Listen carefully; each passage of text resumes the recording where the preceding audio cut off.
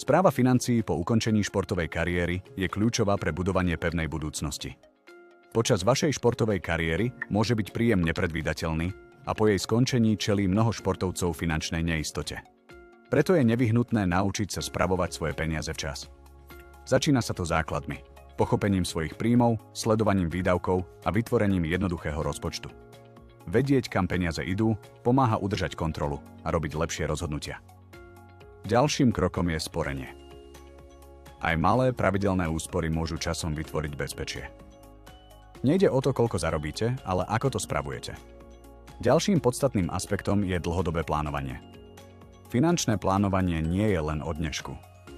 Ide o prípravu na vašu budúcnosť po športe. Športovci často míňajú bez plánovania alebo odkladajú finančné rozhodnutia.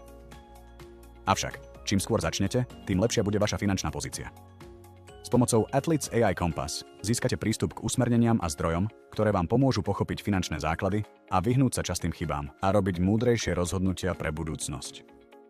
Pretože vaša kariéra môže mať koniec, ale váš finančný život pokračuje.